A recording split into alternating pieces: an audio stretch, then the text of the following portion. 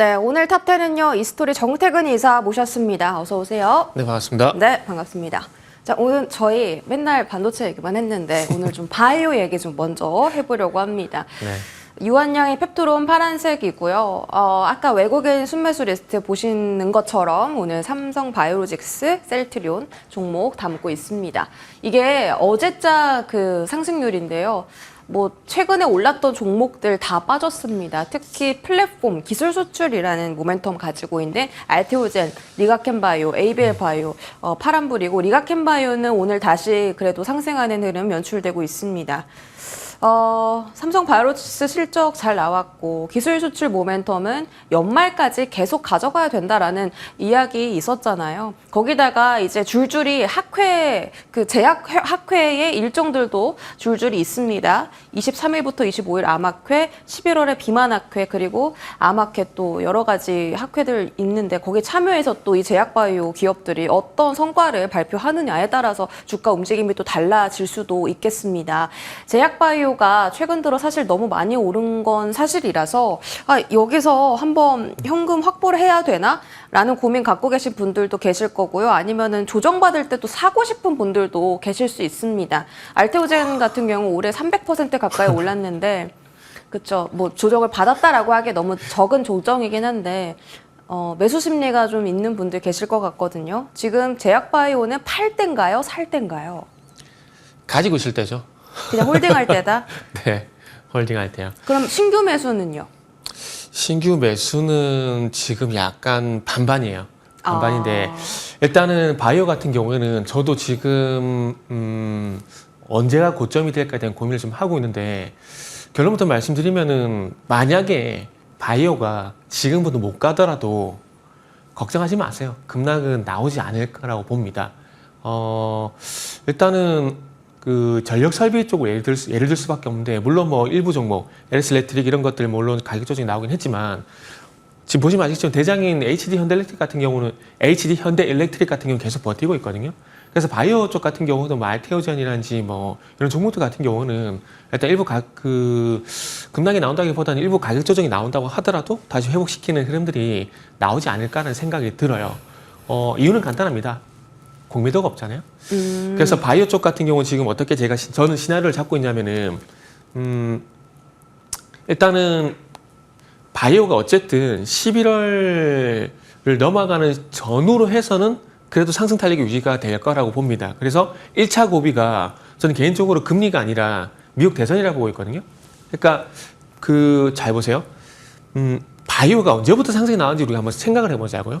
하반기로 넘어가는 7월 달부터 상승이 나왔거든요. 그러면 일단 금리도 중요하지만 결국 7월 달부터 바이오가 움직였다는 것은 하반기를 전반적으로 지배하고 있는 미국 대선이 모멘텀이 되고 있다는 얘기거든요. 그러면 미국 대선 모멘텀으로 해서 7월 달, 8월 달, 9월 달 계속해서 올라왔다라면은 결국 미국 대선을 기점에서 꺾인지 그때 가서 정체가 되는지 안 되는지 한번 보시라는 거죠. 그렇기 때문에 제가 신규 매수는 반반이라고 좀 말씀드린 거고 만약에 10월 달에서 11월 달로 넘어간 시점에서 바이오가 꺾이지 않게 된다라면은 저는 바이오는 내년 3월 달에 아마 박살이 나지 않을까 생각이 들어요. 왜냐하면은 내년 3월 달에 이제 공매도가 재개가 되잖아요. 그러면 아마 바이오 쪽 같은 경우는 공매도가 재개가 되게 된다라면은 공매도 타깃이 될 가능성이 상당히 높기 때문에 11월 달 고미를 넘기게 된다라면은 내년 적어도 2월 달까지는 가져갈 만한 어떤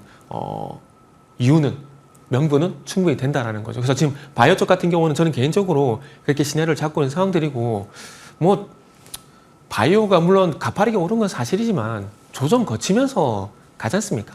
가야 되지 않겠습니까? 그리고 오늘 또 뭐 바이오 안 좋게 말씀을 하시지만은 프레스티지 바이오 파마 같은 종목들은 또 상승 나오고 있거든요. 그렇기 때문에 제가 볼 때는 아직까지는 바이오에 대해서 어떤 큰 두려움을 가질 구간은 아직 아니라고 봐요. 갑자기 뭐 예상치 못한 변수가 나와서 꺾이는 게 아니라면은 지금은 바이오는 상승 탄력이 유지가 되고 있다. 네. 이렇게 보는 게 저는 맞다라고 봅니다. 그런데 왜 대선 불확실성이 바이오의 가장 큰 리스크인지 모르겠는 게 어떤 후보가 당선되든 제약바이오는 좋을 거라고 하셨잖아요. 그렇죠? 그런 거 있잖아요.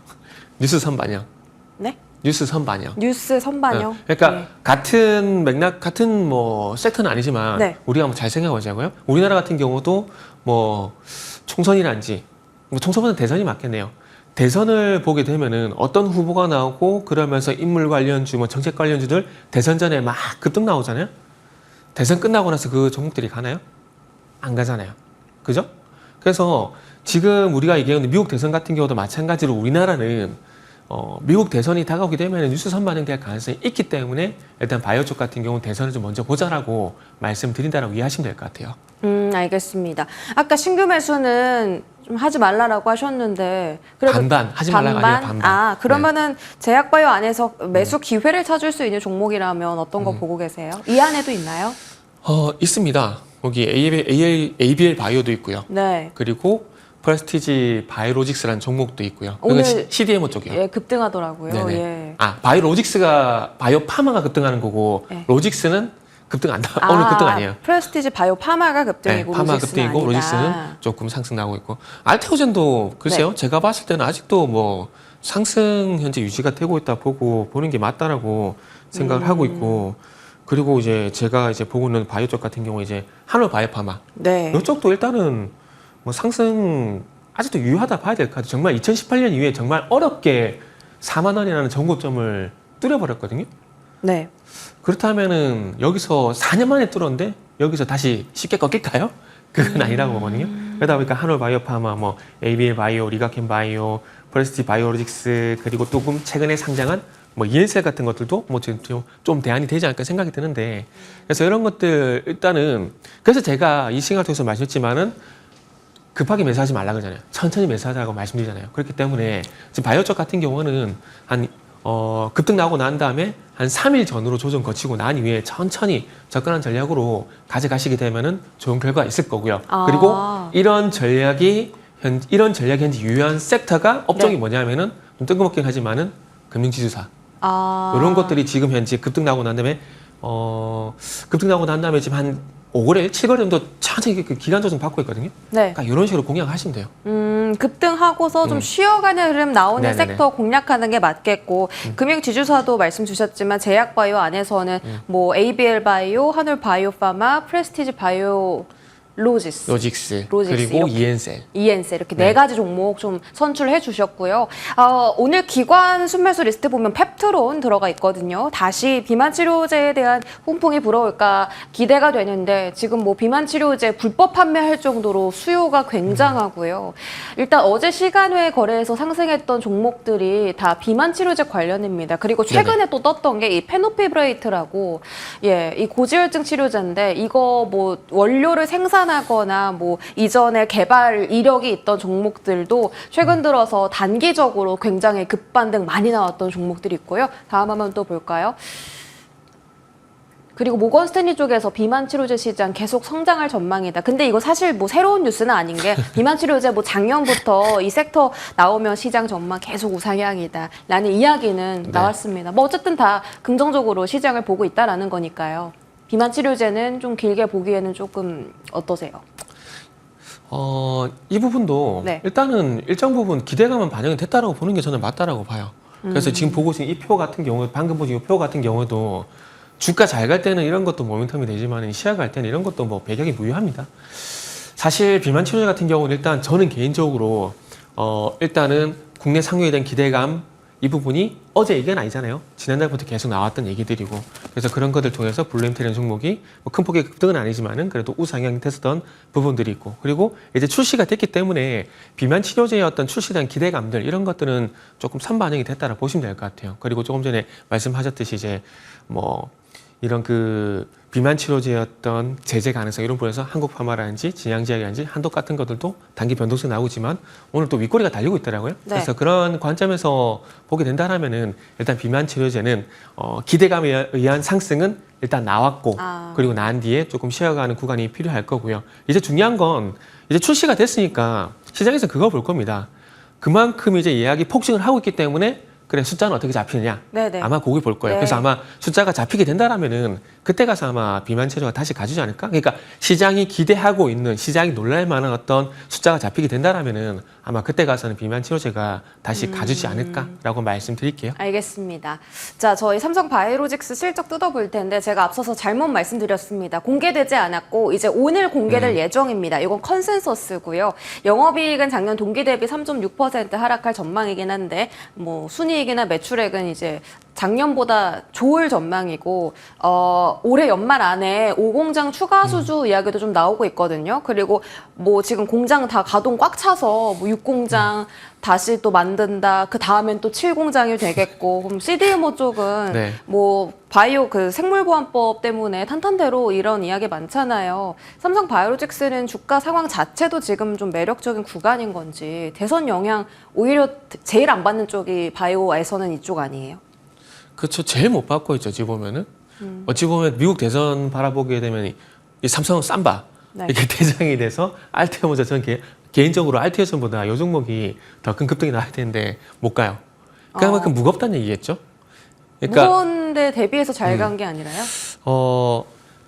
상승이 나와서 무거워졌느냐, 네네. 원래 무거웠느냐, 그러니까 원래 비만이었느냐, 아니면은 계속 살이 쪄서 비만이 됐느냐. 그러니까 요 차이라고 봐지는데 삼바는 원래 무거웠어요. 그렇기 그렇죠. 때문에 이 정도 시총이 컸으니까. 그래서 이 정도 네. 상승이 나오는 것도 저는 충분히 많이 나왔다고 생각을 하고 있고 그리고 조금 전에 표에서 보셨지만 뭐 수주 뭐 2017년 뭐 7공장 얘기 나오고 그리고 이번에 또 뭐 1조 7천억이요? 또 수주 얘기 나왔잖아요. 근데 네. 그럼에도 불구하고 중요한 건 실적은 전년 동기 대비해서 YOY 그게 긍정적이지 않다. 우리가 거기에 포커스를 맞춰야 되거든요. 그러니까 결국 제가 뭘 말씀드리려고 하냐면은 결국 삼성 바이오로스도 100만 원을 뚫은 건 이 가지고 있는 이제 능력치야 될까요? 그러니까 숫자, 실적 이게 폭발적으로 좋아지게 되면서 간 게 아니라 삼성 바이오로직스도 결국 뭐라고요? 기대감, CDMO라는 기대감, 생물보안법이라는 반사의 기대감에 간 거거든요. 그렇기 때문에 삼성 바이오로직스도 어찌 보면은 이제 다른 종목들과 마찬가지로 미국 대선 전후로 해가지고 같은 전략을 좀 가져가야 되지 않을까 생각이 들고 정말 뭐 폭발적인 어떤 실적 성장세 이런 것들이 나오기 전까지는 아마 바이오를 이끌어주기에는 아직 시간이 필요하지 않을까. 네. 그래서 생물보안법, CDMO 요 기대감에 의한 대응을 하시는 게 맞다. 이렇게 말씀드릴게요. 근데 정태근 이사님 늘 네. 탑픽이 바이넥스였잖아요. 그거 제가 2주 전에 이제 바이넥스 안 본다고 말씀드렸었던 것 같은데요. 아, 그래요? 여기서 안 했나요? 예, 여기가 아닌 것 같고 방송을 하도 많이 하시다 보니까 자 바이넥스를 네. 차트 보면 61선 이탈했고 오늘 네네. ST팜도 오늘 주가 좀 많이 떨어지는데 이게 그런 기회가 아니라 더 보지 말아야 할 시기인 거예요? 네, 저는 안 봐요. 아 왜요? 왜냐하면은 바이넥스 같은 경우는 그동안 말씀드렸지만은 바이오 시밀러 규제 완화 이런 그 모멘텀을 해서 주가 상승이 나왔다라고 말씀드렸었는데 그리고 이제 바이넥스 같은 경우는 저 개인적으로 기술적으로 제가 생각하는 고점 신호가 나왔어요. 그러니까 고점을 어떻게 판단하는 전문가마다 다 틀린데 저 개인적으로는 기술적으로 이제 뭐 고점 신호가 나왔다라는 거죠. 그렇기 때문에 이번에는 그냥 그 고점 나오고 난 뒤에는 저 개인적으로는 다 이제 주변에 바이넥스는 고점인 것 같습니다. 이제 안 봅니다라는 얘기를 전 다 했어요. 여기서 말씀 안 드린 여기 드린 것 같은데. 네, 그럼 앞서서 말씀 네. 주신 ABL 바이오 포함해서 네네. 네 가지 종목들 조금 매수 기회 있는 걸로 바이오는 잡아보고요. 반도체에 넘어가겠습니다. 네. 자, 삼성전자를 지금 외국인이 31거래일째 매도하는데요. 삼도는 팔고 최근에 하이닉스는 좀 샀습니다. 근데 개인들은 또 반대로 매매를 해버렸어요. 하이닉스 팔고 삼도는 담았는데 열심히 담았는데. 예, 근데 지금 중요한 건 매수하는 건 좋은데 네. 올라갈 때 안 팔아야 돼요. 올라갈 때. 매수는 잘하고 올라갈 때 파시잖아요. 아, 원래 개인 투자자들이 그래서 이게 좀 어려워요. 살아남기가 조금 오르면 팔고 싶고 한데 조금 삼성전자는 그만큼 오래 봐야 된다라는 거세요? 그래서 주식 시장은 좀 엉뚱한 얘기지만은 좀 네. 이기적으로 해야 돼요. 나만 아니면 돼. 정말 이기적으로 하셔야 돼요. 외국인 지금 계속 팔고 있는데 이거를 언제까지 판다라고 봐야 될지 제가 오프닝에서 반도체 기업들 주가 상승 동력이 없다 이렇게 말씀드렸고요. HBM, 삼성전자 이게 퀄 통과를 하냐 마냐 여부보다 언제 하냐라는 여부가 더 지금 중요한 근데 거잖아요. 정말 죄송한데 이 데이터 한번 버리세요. 버려요? 왜요? 왜냐하면은 과거에 있던 데이터를 다 뛰어넘은 거잖아요. 데이터가 새롭게 나온 거잖아요. 아, 그러니까 저희가 이제 역대급이라서 여기가 출발점이 되는 거죠 이제. 언제까지 팔 것 같으세요? 글쎄요, 충분히 예측하기 어렵겠죠. 팔았다라는 생각이 들 때까지는 나오지 않을까요? 아, 근데 최근에 왜냐면 이제 거의 다 팔았다라는 그 이야기가 네, 계속 많이 나와요. 들려와서. 기관 쪽에서만 얘기 나오잖아요. 외국에서는 예. 그런 얘기 안 나와요. 안 나와요? 외국에서는 그런 게 안 나와요, 아직. 기관 쪽에서만 그런 얘기 나오는 거지. 외국에서는 그런 얘기 안 나와요, 아직. 그럼 HBM 통과할 때까지 계속 이거 하방 열어둬야 돼요? 근데 HBM 통과가 저는 개인적으로 좀 부정적으로 보고 있는데 된다고 해서 삼성전자가 갈까요? 됐을 때 네. 어떤 부분이 바뀌게 될까요? 드라마틱한 어떤 장기표 전망이 나올까요? 만약에 예. HBM4에 갔어요. 베이징 4에 갔는데 납품이 성공이 됐어. 하이스가 가져가던 그동안의 어떤 90%의 물량을 삼성이 가지고 온다? 그런 정도의 어떤 뉴스가 아니라면 제가 봤을 때는 통과가 돼도 저는 안 될 거라고 봅니다. 그러면 즉 네. 늑대가 나타났다. 양치기 소년. 그 효과라고 봐요, 저는. 그럼 삼성전자가 지금 이 분위기를 돌파할 만한 가장 강력한 재료가 뭐예요? HBM이 아니면? 충분히 많이 팔았다. 아, 그냥 그 이제 수급적인 그 수급적인 거고. 요인밖에 없어요, 지금. 아. 그 사실 파운드도 그렇고요. HBM도 그렇고 DRAM 쪽도 그렇고 지금 삼성전자 상황을 보게 되면은 기대를 할 만한 부분이 없습니다. 그동안 반도체를 많이 말씀드렸기 때문에 그냥 뭐 제 결론만 말씀을 드리는데 기대할 만한 부분들이 없거든요. 그래서 이런 악재들이 놓여 있는 상황들 속에서 외국인이 그래 이 정도면 충분히 많이 팔았다라는 부분이 나오기 전까지는 뭐 바닥을 논하기 쉽지가 않죠. 단지 중요한 건 이제 6만 원 이하는 어쨌든 싸다라는 거. 네. 그러니까 싸다라는 거 그 이유 하나밖에 없어요, 지금. 알겠습니다. 자, 오늘 네. SK 하이닉스 향 종목들은 좋아요. 네네. 지금 내일 실적 나오는데 이게 미리 오늘 올려놓고 근데 내일은 어떤 종목이 좋나요? 오늘 주성 엔지니어링 5%, 이수페타시스 5%, 테크잉 5%, 뭐 다 한미 반도체도 오늘 상승하고 있고요. 뭐 삼성전자, SK 하이닉스 향 종목들 그리고 AI 이제 관련 칩 만드는 종목들 괜찮거든요. 미리 올리는 건가요?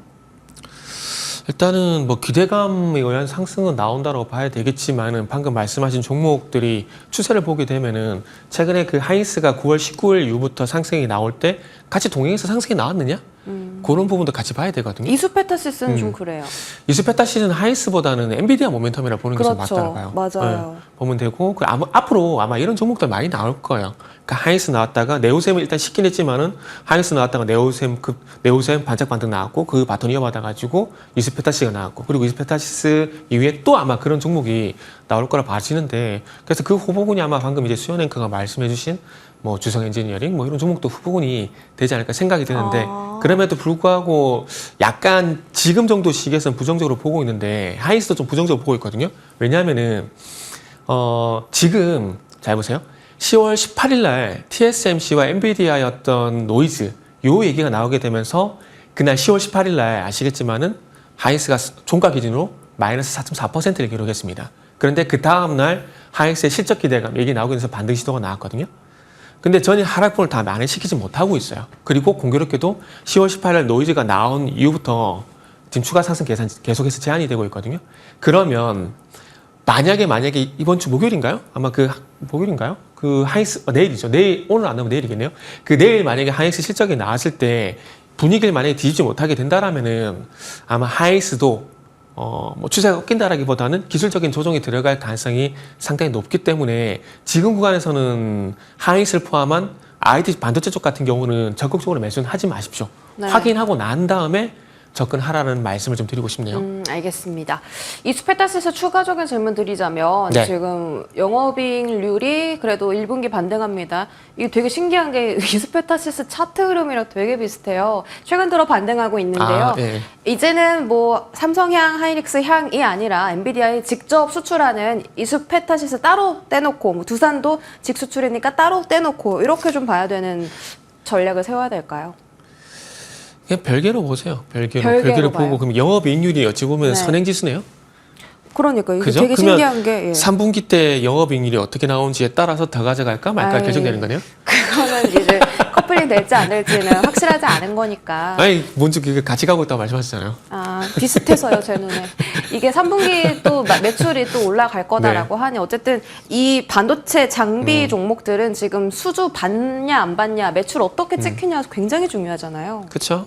중요하고 거기에 따라서 이제 주가는 동행할 수밖에 없는 부분들이고 그리고 가장 중요한 건 엔비디아죠.